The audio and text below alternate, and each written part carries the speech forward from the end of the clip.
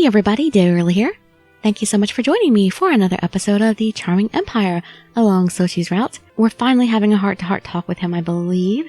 Hopefully clear the air and actually get some things figured out. Everybody else is at the festival. We're all alone. Maybe I can try to kill him again. Well, let's see if we can actually make progress in our relationship here. You can just sit back, relax, and let me read you a story. Soshi invites me into his room. You can see the glow of the town from his window. You can see the town from here. It must be the festival lights lighting up. It must be. So, you want to talk to me about something? Yes. He stares straight at me, and I hold his gaze steadily. I'm a little scared, but I don't feel small under his stare. It's about my marriage. How long have you been planning on marrying me off to a foreign country? From the very beginning. I never once thought of keeping you in this country. Why? Am I a hindrance to you, even living far away from the palace? Because I'm my father's, the previous ruler's daughter? Do you think I'll get in your way as you try to flaunt your power? I saw my aunt weep when my mother died. She said if I had still been in the palace, it would have been me, the rightful heir, who took my father's position. The guardian scolded her for thinking in such a way. I myself never even wanted that. However, my brother may fear that I do. That's why he's trying to send me so far away. No, you have the wrong idea. Soshi doesn't answer me, but his silence is the surest sign that I'm right, and I'm devastated to know it. You foolish girl. I've never thought for a second about taking your position away from you, but that's how you see me, and that's what this is about. I understand. It doesn't bother me anymore. Could you at least tell me what country you're shipping me off to? After the announcement of my marriage, I didn't feel like hearing the details. Now, however, I've accepted my fate. You have no right to refuse. So what does it matter which country I marry you to? Well, I would just like to make plans, you know? Buy clothes for the weather, buy a bathing suit if there's a beach. I see. Understood. All I see is black. I've never felt particularly close to Soshi, but never have I felt so distant from him than right now. I've only ever been a pawn to him, and that's all I'll ever be. I'm not his sister, or even a human being to him, just a pawn that he can use at his every whim. I found that to be the truth more than once. I know it so well it pains me to think about it. Confronted by it once, I find myself smiling. Somewhere beyond all my despair, the whole situation must seem funny to me. I take a shaky step forward toward the window and stare out at the twinkling city. I won't be able to see this view this time next year. Where will I be? Just once. I glance over at him and see that he's suddenly at my side, gazing out the window just as I am. I could touch him, if only I reached my hand out, but it still feels like he's thousands of miles away. There was just one time, when I was a boy, when we went there. Father, mother, you and I. There was... I went with him to the festival? It's the only time I can remember all four of us going out together. The city was safe then, so we didn't even need to bring guards. He explains that the city looked much different at night, and how exciting it was. I was apparently much more excited than him. The way he speaks of his memories isn't like the emotionless voice he was using before, but somehow kind. I stare up at him silently. Then you got lost in the festival. You cried your eyes out until I found you. When I finally did, you kept crying, grabbed my hand and wouldn't let go. You held on to me with that tiny hand for dear life. Did I? Sorry, I can't remember. Of course you don't. You were too young. That was the first and last time we went out as a family. Oh. His expression suddenly darkens. It might just be my imagination, but it looks like he even trembles slightly. No, you won't get lost even without me holding your hand. Soji? It's almost as if he's reciting a soliloquy rather than speaking to me. I stand speechless as I watch his brooding expression. We watch the city for a moment. The festival lights shine so brightly in the darkness. Suddenly, in the distant sea, a small light appears. As if chasing the first one, two more soon follow it, and their numbers only grow. They shed dim, gentle light, much weaker than the festival lights, but for some reason grab my attention all the more. What are those lights? They just floated out to sea. Those are lanterns of the Requiem. They send them out to sea in hopes of soothing the souls lost in the fire. A requiem? So that's how many people died? For each lantern, one person died. Someone was that loved. Someone was that important to someone else. I watched silently as the lanterns flowed out past the horizon. The next thing I know, my cheeks are soaked with tears. I'm not even sure why I'm crying. I can only watch the lanterns as they go.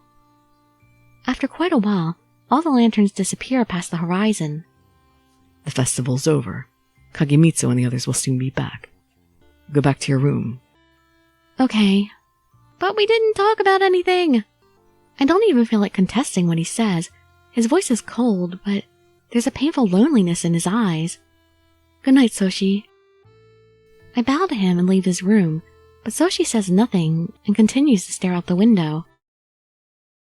No, go back. We need to talk more. Why did he look like that? So lonely, so hurt. I think to myself in the deserted hallway, there should be no reason for Soshi to look like that. I stop to gaze out the hallway window. The night sky is filled with shimmering stars that somehow remind me of the Requiem lanterns. For some time after that, my brother continues to act strangely. He begins to distrust people even more and won't let even his closest colleagues near him. Is the minister getting even more aggressive here? He doesn't come to our meals either. The maid tells me he eats in his room. Kagemitsu, worried about Soshi, went to see how he was doing and give him advice, but my brother just wouldn't listen to him. Oh, he feels like he can't trust anybody. And of course he won't listen to me either. What happened to him? He never really trusted anyone, but his suspicions of everyone have grown far too great. The minister and others try to reproach him for his behavior, but are imprisoned as dissidents. Whoa! He actually imprisoned him? He becomes lonelier by the day. Similarly, rebels in the city are being arrested left and right. The people he has arrested seem like normal citizens, with nothing to hint at the fact that they were rebels. This is really getting out of control. Will the country be okay with him doing all this? All that dissatisfaction is going to be targeted at Soshi soon.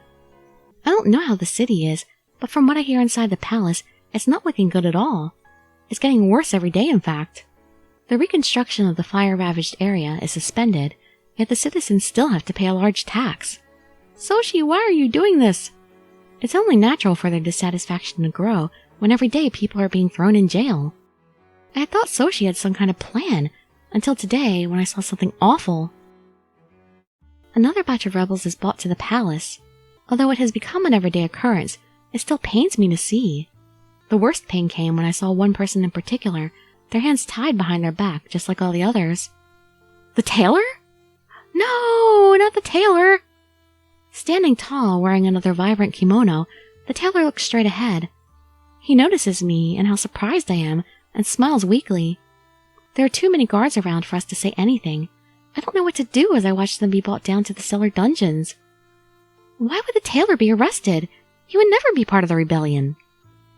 I spin on my heel, not caring how flustered my Hakama gets, and run to Soshi's room. I wonder if he knows about this. If he doesn't, he needs to know right away. I think he knows. He's just way too paranoid. You've given him PTSD from trying to kill him. Soshi gives me a look of displeasure when I run into his room out of breath. When I tell him of the tailor, he only sighs, clearly annoyed. Yes, I know. I was the one that ordered him to be brought in. What? Why would you do that to him? He's been suspected of working with the rebels for a while. There was a chance of him using his position here to spy on me. Do you have any proof? No. However, it is necessary to arrest any and all suspicious persons. It's better than waking up with no head. You don't have any proof? That's complete tyranny. Tyranny? I am the only one with the power to make decisions in this country. Whatever I choose is just. Soshi, I can't believe you would say something like that. I know Soshi was always a little cold, but this just isn't him. Is that all you came to say? With so much free time on your hands, you're better off preparing for your departure. But I don't know what to wear. What kind of climate is this country I'm going to? Departure? Yes, for your journey to be married. We will send a ship in 10 days' time, and you will be on it, bound for your wedding.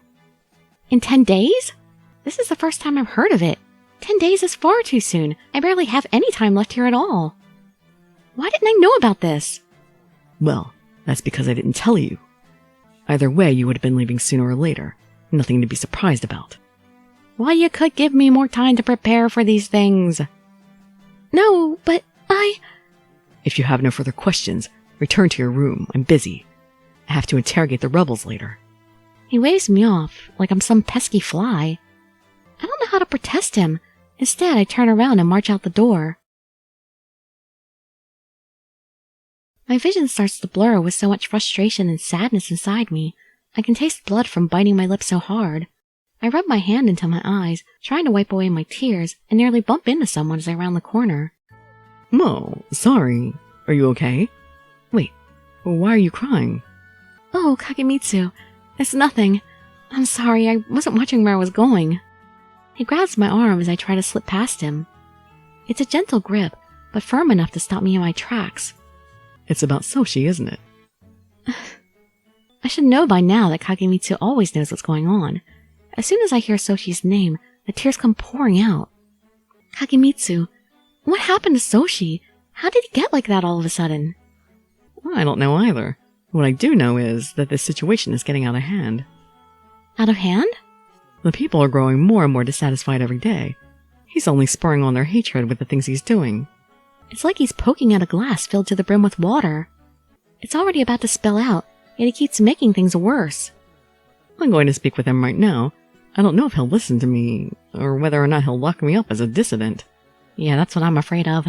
He would never do that to you. Oh, I wouldn't count on that. That's totally out of the question, even for him. Well, I would like to believe that as well, but he's not like he used to be. You understand that, don't you? Well, yeah, I've seen it. Kagemitsu smells softly at me and lets go of my hand. His expression turns severe once more, and he goes into Soshi's room. I hope Kagemitsu will be okay. I really want to believe that he wouldn't arrest Kagemitsu, but there's no telling with what my brother's become. At this rate, the country will collapse, just like Kagemitsu was saying. As long as Soshi rules, there's no way to fix things, but... Has the time come for me to make my decision? Will I really have to avenge my mother and father by taking his life? At the very least, Soshi is unfit to be the ruler of this country. The public certainly seems to think that. Yet I hesitate. Can I return my brother to his former self, or is it too late? I have to find out if he's really changed for good. If I can't bring him back, then with my own hands, I think to myself as I clench my trembling fists. That night, the halls are silent, save for my footsteps. There's no one patrolling Soshi's room. Another perfect opportunity. Having lost all trust in his own servants and guards, there's not a single person keeping watch over his room. Is he sleeping with a dagger under his pillow? He won't trust anyone and won't let anyone near him. Is this really what he wants? It's so sad to think that's true. Soshi, sorry for coming here so late. I'm coming in. There's no answer, but seeing as the door isn't locked, I nudge it open. Soshi stares at me, completely unperturbed. You'd think he would keep the room locked if he was concerned. What do you want? I was going to make you some tea. I haven't been able to make you your after-meal tea for some time now. Somehow I don't think he would want it. I didn't want to make you worry, so I decided I'd make the tea here tonight, right in front of you. You won't have to worry about any poison that way, right? Huh. I never thought you'd try it again. I know you're not stupid enough to try to kill me in a way you already failed. I put some tea leaves in the teapot in the corner of the room. I did bring my own pot of boiling water, but there's no poison in it. But he can't know that. I pour the water in and let the tea steep. In a few moments, the fresh smell wafts up from the green tea. I pour Soshi a cup, and after examining the liquid for a moment, he takes a sip. How many more times will I be able to drink this tea, I wonder? If everything goes how you want, I'll have 10 days to make you as much tea as you like. But, Soshi? What? You've been acting so crazy lately. What's happened to you? I'm not any different. I've always been this way. No, you seem so hasty recently. You never would have been so clumsy in your actions in the past. So, you share the same opinion as Kagemitsu? My heart pounds at the sound of his name. I haven't seen him since this afternoon. What could have happened to him? Has he really been thrown in the dungeons?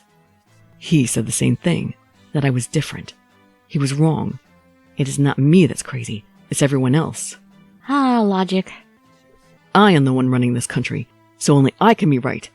He didn't seem to accept that, so I... So you what? I wonder how it is in the cellar dungeon. It's summer, so he shouldn't freeze. But I'm sure the heat is unbearable. Either way, it's packed so tightly he probably has trouble breathing. I can't believe my ears at first. However, I can't put it past him at this point. No, not Kagemitsu. He was a childhood friend, someone who supported Soshi all this time. There has to be a screw loose somewhere in Soshi's head. I hang my head, unable to look at him. I had loved him once, but now, just being near him makes me tremble with fear. What has happened? I feel like I'm confronting some unknown monster and can hardly breathe. End of chapter already. I keep saying that. I keep saying already, but it just feels like they're short, but they're not. These chapters are longer. There's just so much stuff going on. It's so interesting that it feels so abrupt. I love Soshi's story. Although, I mean, yeah, there are holes, and it drives me nuts that we're not really hearing the fullness of Amane's thoughts. We're not getting the conflicting thoughts in her head enough. I'd like to hear more of that. Because, obviously Soshi has conflicting thoughts as well, but we're not getting any of that either. I mean, not really. You see it some because he flip-flops back and forth, but, need more. Well, I hope to see you in that next video to see more of this. And I'd be so grateful for any likes, comments, subscriptions, or shares with your friends to show some support. Thank you so much for joining me, and I wish you all health, happiness, and safety. Dirili signing out. Bye-bye, everybody.